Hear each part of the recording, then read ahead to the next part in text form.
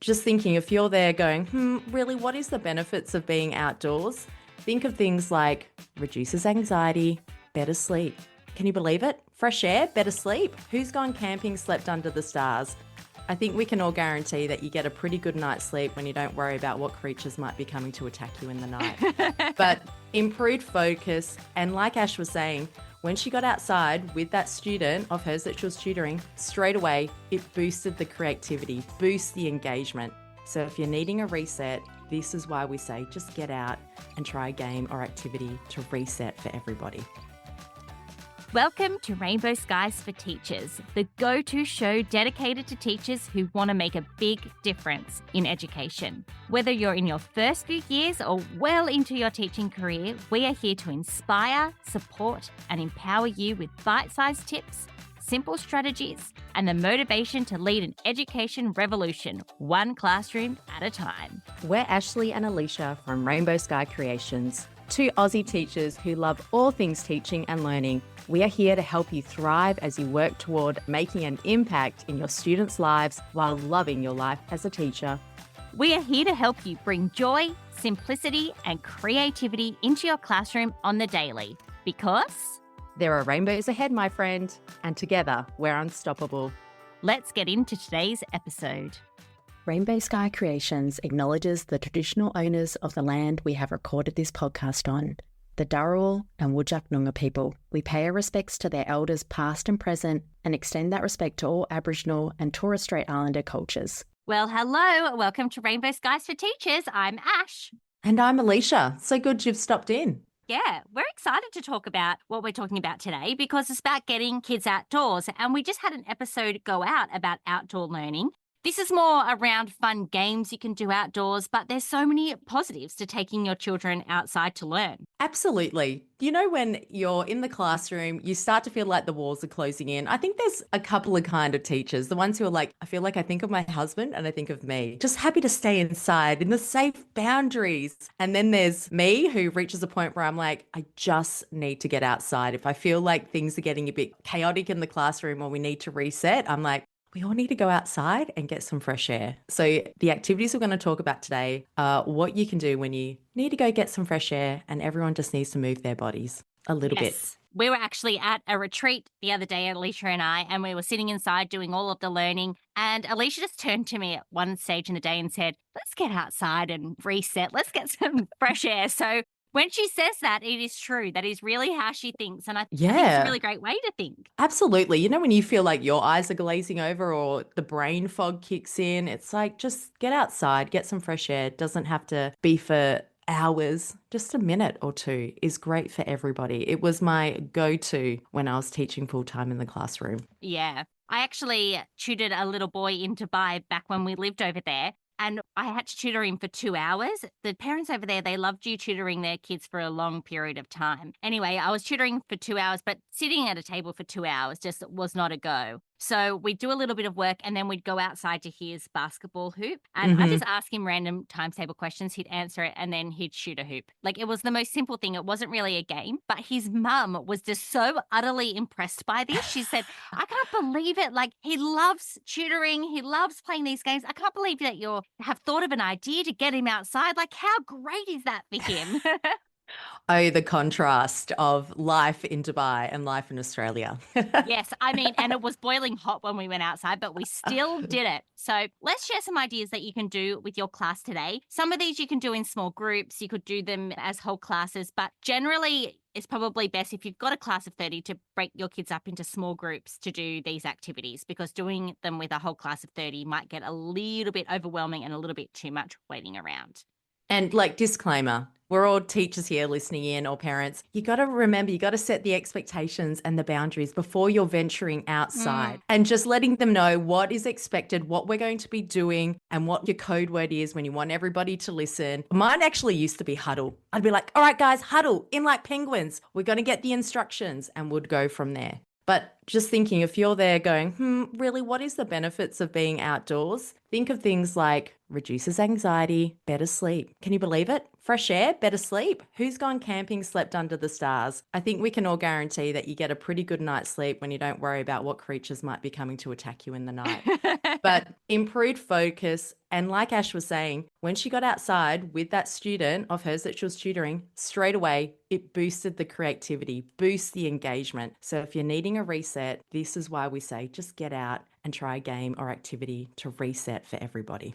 And you know what? In our episode with Victoria, an outdoor learning specialist, episode 88, if you want to go back and have a look, she said that one of the benefits was emotional regulation as well. So another reason to get outside. All right, let's dive into our practical ideas, things that you can do with your kids. The first one is number bounce or number shoot. So you write down a whole heap of numbers on the playground with chalk. Now, the numbers depend on what age group you're teaching. So let's just say we're teaching kindergarten for this example.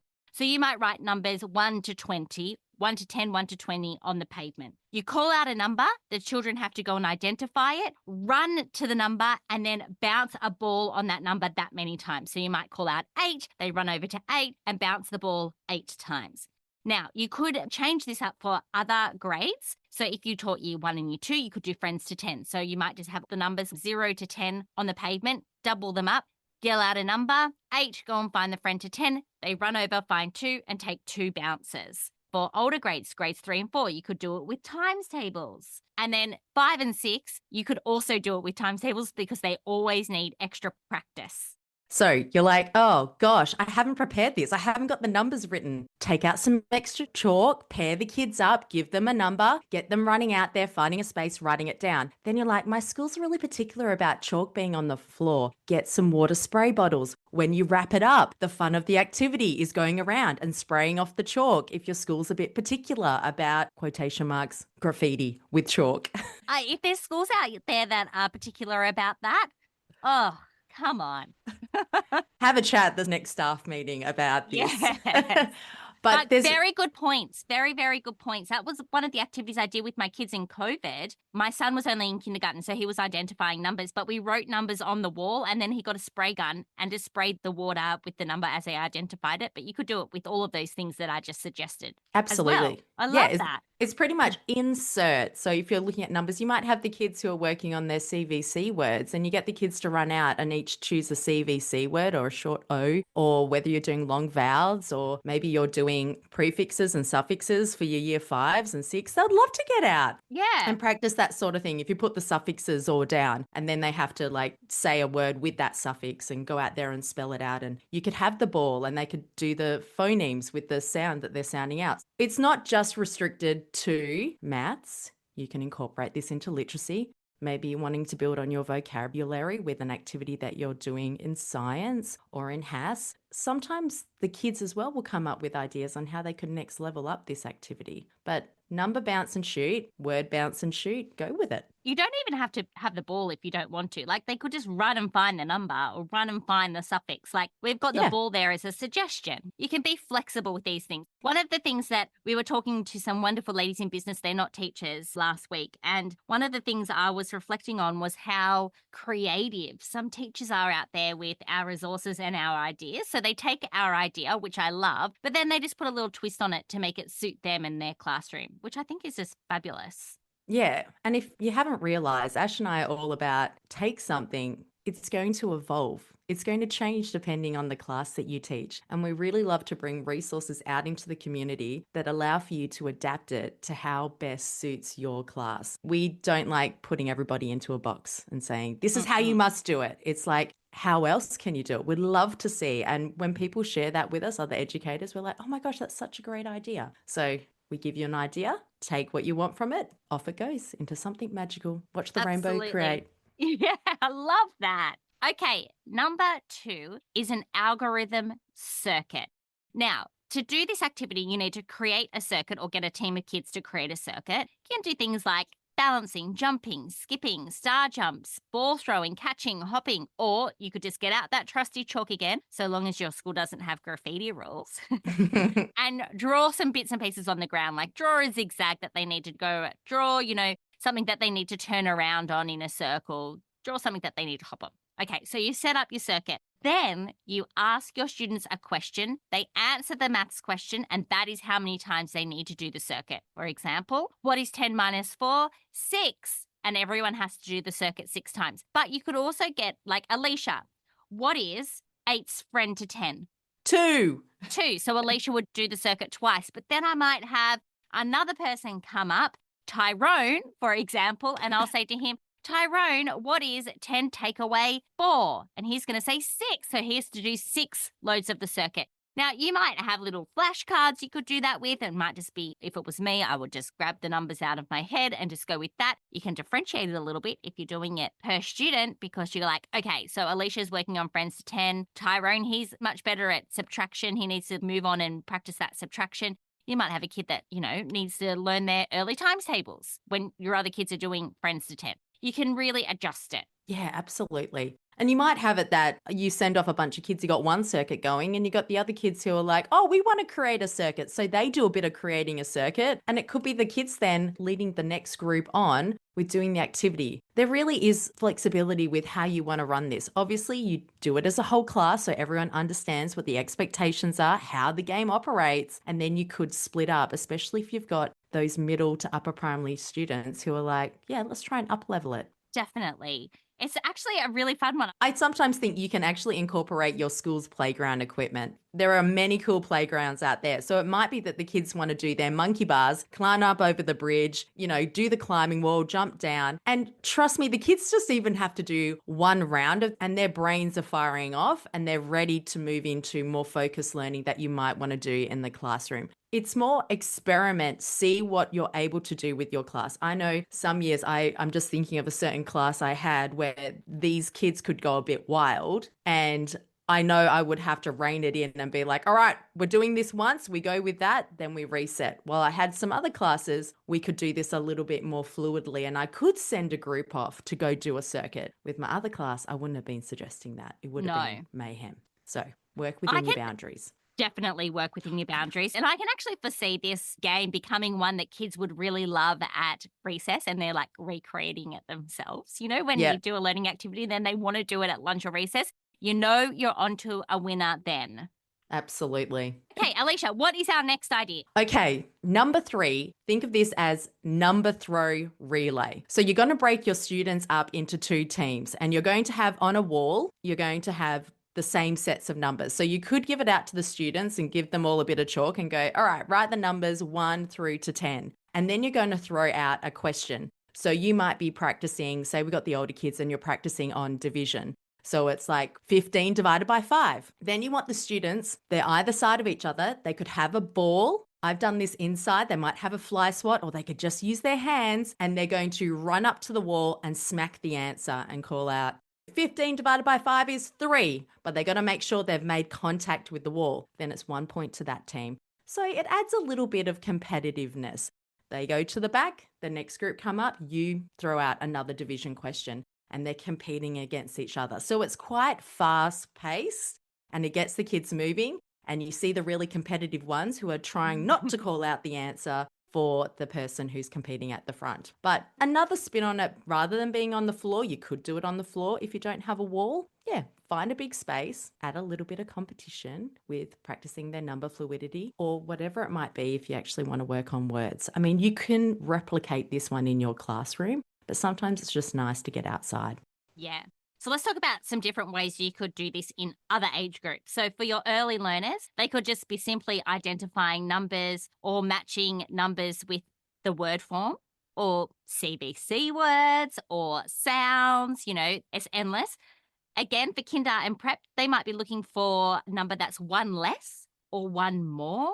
In grade 1 and 2, they could be talking about adding to 10. We're very big advocates of friends to 10. If you can't tell by this episode, it's one of the examples I use the most, but it's one of those things that once the kids get it, can be really, really helpful. But also they could be doing something like doubling or halving numbers or adding and taking away 10. Grades 3 and 4, we could be talking about adding and subtracting numbers within 100, of course, times tables, or taking that number bonds to 10 idea and looking at number combinations to 100. So Mm-hmm. transferring that knowledge. And then for grades 5 and 6, again, times tables, division, subtraction from 100, or identifying numbers that have 6 or more digits, adding and subtracting fractions, identifying prime and composite numbers. The list is endless. It's a fun one. I love a bit of competition in the classroom. I feel like I really get to know some students a little bit more each time when we Yeah. play these sorts of games.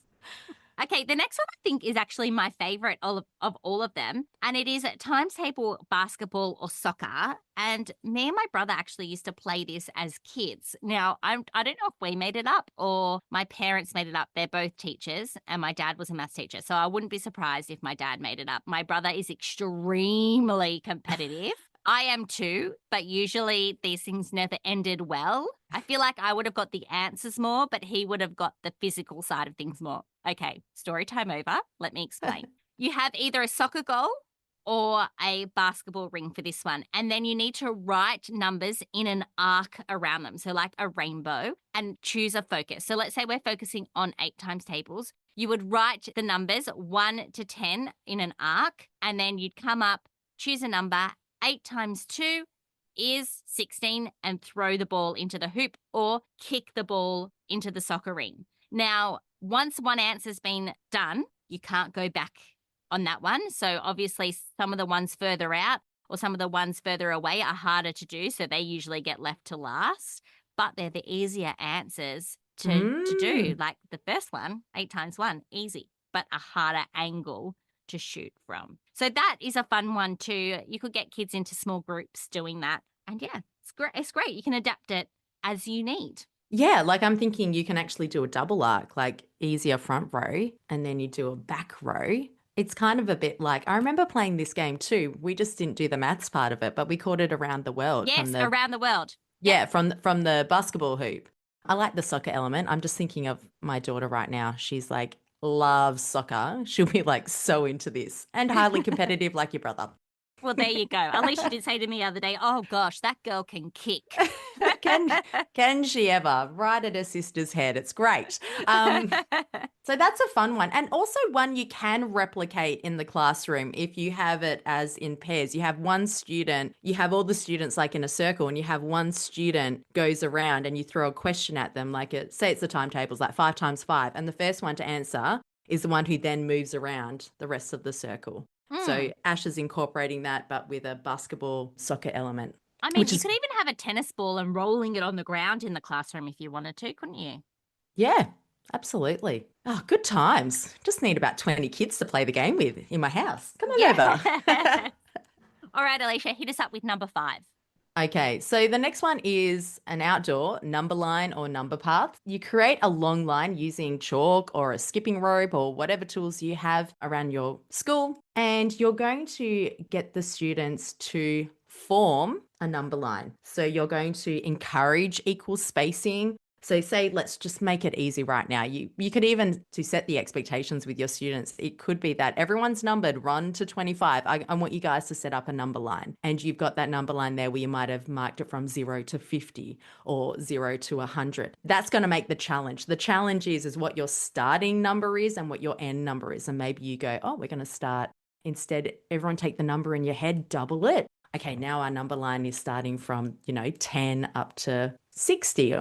Like this is I'm making it really tricky for these students.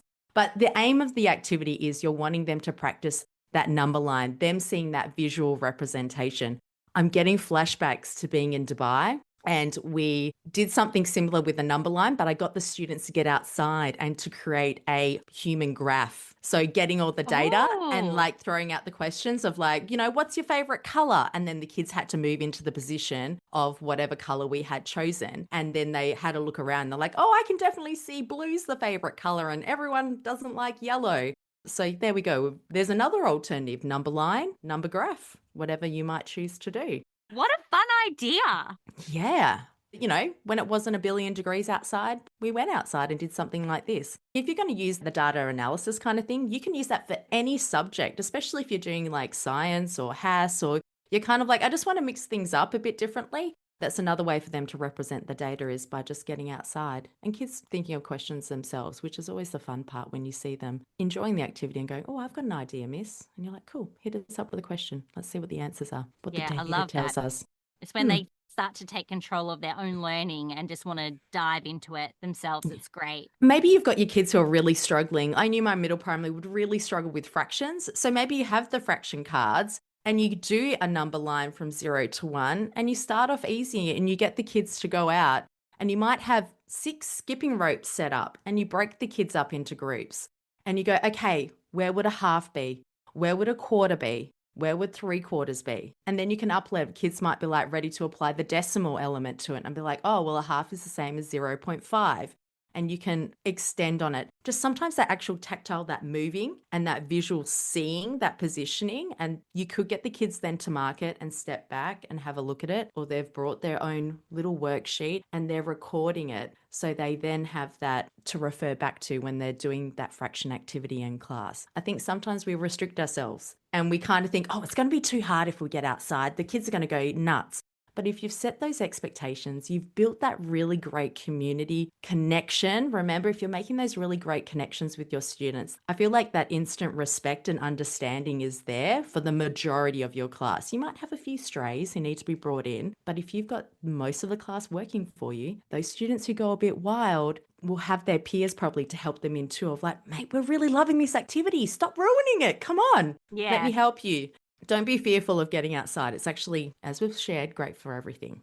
It sure is. Okay, so there were 5 different games, plus a few extras here and there. Let me go over them again. So we had a number bounce to begin with, then an algorithm circuit. So the kids answered the question and do the circuit that many times. We have a number throw where you could write the number on the wall or on the floor, and we gave you lots of different ideas for that. Times table football or times table, football. That's not an Australian way to say soccer, is it? No. A times table basketball or a times table soccer, a little bit like the game Round the World if you ever played that as a kid. And then an outdoor number line using skipping ropes or again, that trusty chalk on the pavement. We actually have a blog post all about how you can use chalk outside too. So I might make sure that we grab that link and pop it in the show notes too. So if you want some more chalk inspired activities and games, those will be there for you. Absolutely. Love it. Love getting outside. Love getting the chalk out. Just hate cleaning it up. That's all. Yeah. I mean, in a school, I just don't see that there'd be anything wrong with just having chalk on the pavement in a school. It'll eventually come off. I know some people get picky about it, but I think there's more important things to get picky about. I 100% agree. Yeah. So before we go, we need to tell everyone about our freebie because today was all about getting kids outside and creating lessons that they love or having that little brain break. We have got a little guide about 6 different ways that you can create maths lessons that your students love. If you love the ideas outside, we've got this free guide on how to bring it inside and to make it your regular way of approaching your maths lessons. We've linked that in the show notes. Go grab your copy. We just love talking and sharing with you ideas that any educator can use and even any parent who's homeschooling their students. If you've loved this episode and you know someone who needs a bit of inspiration for getting outside, share, pass it on so that we can share the love of being the best learners that we can be. Absolutely. We love the podcast and we love that you join us every week. Thank you so much to you. And we will be right back here next week for another amazing episode. Alicia, do you want to lead us out? There are rainbows ahead, my friend. And together we're unstoppable.